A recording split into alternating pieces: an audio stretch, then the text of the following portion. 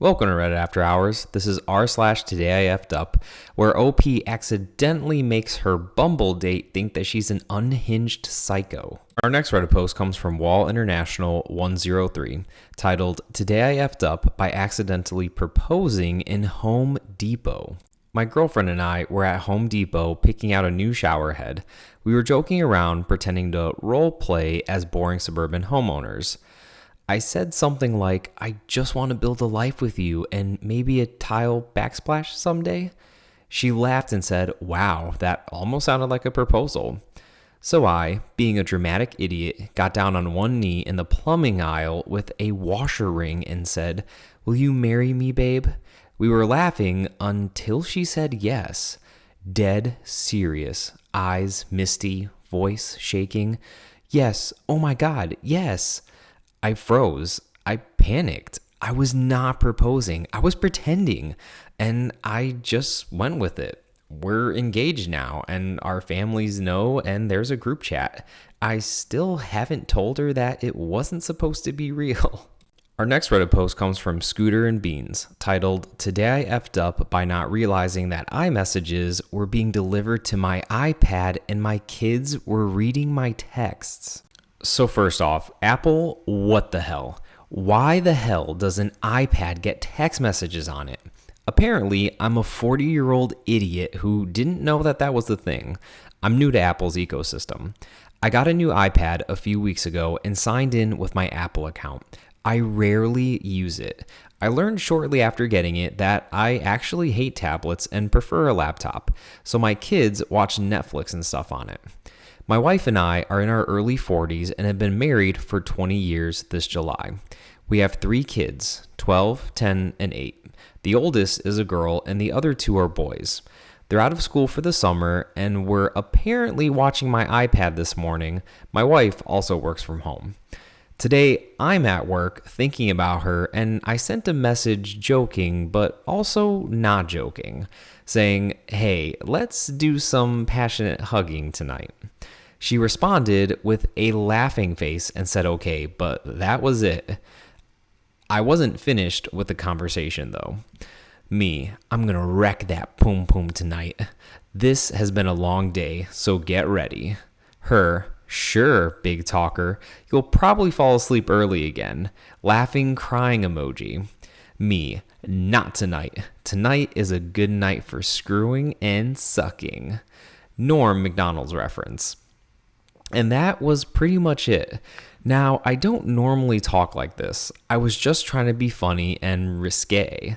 My kids have certainly never heard me say any of those words before, but a few minutes later, her, did you know the kids are on your iPad, and did you know that your texts are going to the iPad? 'Cause they just read those messages. I had no idea how to look them in the eyes when I got home. My precious 12-year-old daughter thinks that I'm a degenerate now. All 3 of them will be telling their spouses about this someday. It's like I just created a lifelong memory, just like we all have certain memories from our own childhood that we don't want to have. Our next Reddit post comes from Revolutionary P341, titled "Today I effed up by texting my boss instead of my girlfriend." So this morning, I was in a rush and half asleep when I got a sweet good morning text from my girlfriend. I wanted to respond with something flirty and cute, so I typed, "Good morning, babe. Can't wait to see you later. I've been thinking about you all night." Smiley face and heart emoji. I hit send and threw my phone down, proud of my smoothness. 5 minutes later, I got a reply from my boss. Turns out I had opened my boss's text from earlier in the day and replied in that thread instead. She responded, "I don't think this message was meant for me."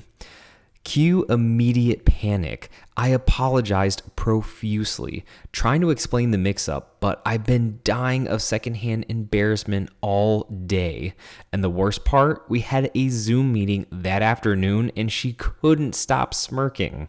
Our next Reddit post comes from Palmatoy COA, titled "Today I effed up by accidentally making my Bumble date think that I was changing my entire appearance to turn him on." So it's midnight and I can't sleep because my brain decided it's the perfect time to replay every embarrassing moment of my life. And this one's been eating away at me. So this actually happened over a year ago. I matched with this guy on Bumble. He was cute. He had a very adorable cat and invited me over to chill and play with said cat. We got drinks and started playing one of those adult card games. One of those cards asked, "What's something innocent that turns you on?" To which his answer was, "When girls tie their hair up into a ponytail." Cool. I've heard that one before, so we move on. A while later, I noticed that it was getting hot and I was starting to sweat. I pulled a rubber band from my purse and tried to tie my hair into a bun. It didn't stay, so I let it down. Then I tried a ponytail. Still not right. I saw my reflection in the mirror behind him and realized that my hair looked like I had a bad case of lumpy ponytail syndrome. So I again undid it and started gathering my hair properly. By now, I've tied and untied my hair multiple times. And right as I'm smoothing it back for a final attempt, I look over and see him watching me, totally weirded out. That's when it hit me. This man thinks I'm doing some weird mating ritual where I keep seductively tying and retying my hair because he said that he finds ponytails sexy. I looked absolutely unhinged, but we continued with the game. Oh, and during that same night, he randomly mentioned that he thinks girls with short bob cuts are super cute. So fast forward a week. I'm trimming my waist-length hair after a shower. I always cut it myself to save money, and I mess up. It's so uneven that the only way to fix it is to go shorter, much shorter. I ended up giving myself a shoulder-length bob cut. A few days later, I showed up at his place with food. He opened the door and saw my new short bob and said with an awkward smile, "You got a haircut," clearly trying to hide how creeped out he was. That's when I remembered he told me he likes short bobs. This man 100% thinks that I repeatedly tied my hair to turn him on and then went home and chopped it off to give myself his dream girl haircut. Anyway, we never met again. If I was UOP, I might have been so embarrassed that I probably would have done the same thing. I can't even imagine all the creepy thoughts that went on in this guy's head. Our next Reddit post comes from I Put Them Somewhere, titled, "Today I effed up by trying to be thoughtful and ended up looking unhinged."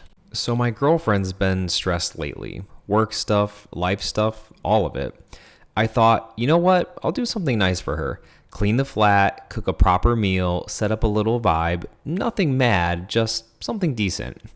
I started tidying, all good. Then I think candles would be a nice touch. I find one that she likes, light it. Then I think music. I make a playlist. Then I think bath. She loves baths. Here's where I went wrong.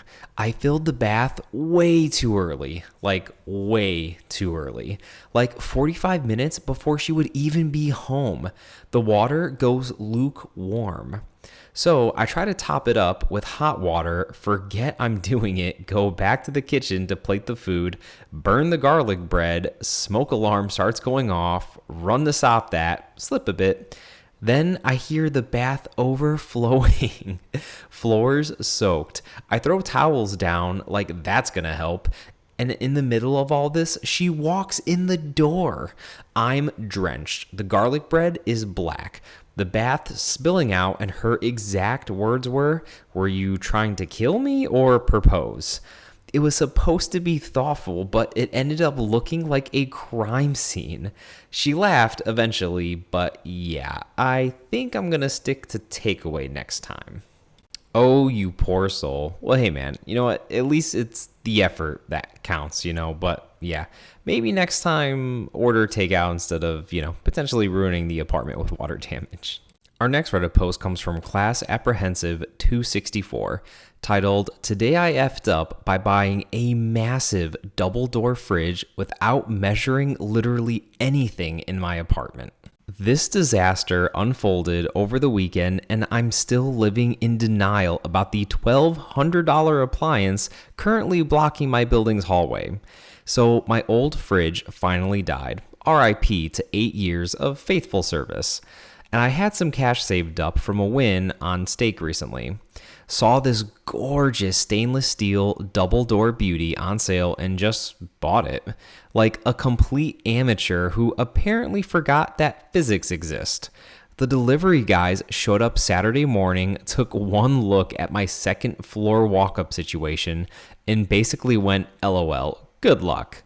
No elevator, obviously, just narrow stairs in a hallway that was clearly designed by someone who hates large appliances. My boyfriend and 3 of his friends volunteered to help, bless them, thinking, how hard could it be? Cut to 2 hours of them trying every angle possible, removing the doors, tilting it sideways, basically attempting fridge Tetris while I stood there having a full existential crisis. Now, plot twist, even if we somehow defied the laws of space and time to get it upstairs, there's this sharp 90-degree turn right at my apartment door that makes zero geometric sense for anything wider than a pizza box. So now I have this $1,200 fridge chilling in the hallway. Literally, it's still plugged in because I'm in denial. My neighbors think I'm insane, and I'm Googling, do appliance stores take returns on items that are technically homeless? Then OP adds, too long, didn't read. Bought a fridge that's physically impossible to get into my apartment. Now I'm the building's unofficial hallway appliance dealer, and my ego is in shambles. That was Reddit After Hours, bringing you r/stayif'd Thank you all so much for listening, and if you like these stories, like and subscribe as we post a new Reddit video almost every single day.